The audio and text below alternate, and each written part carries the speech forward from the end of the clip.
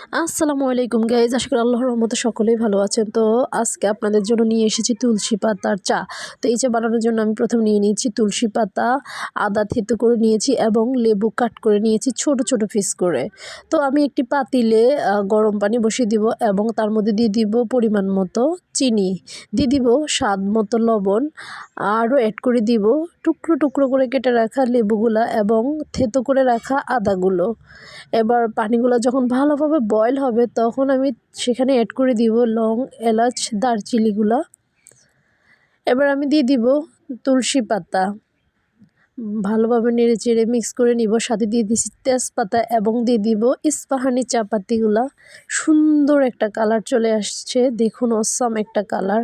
এই চাগুলো আপনারা খেতে পারেন, এটা খেলে বহুদিনের কাশি যাদের যাচ্ছে না, এই চাটা খেলে ওই কাশি চলে যাবে, একদম ঠান্ডা চলে যাবে, জ্বর চলে যাবে।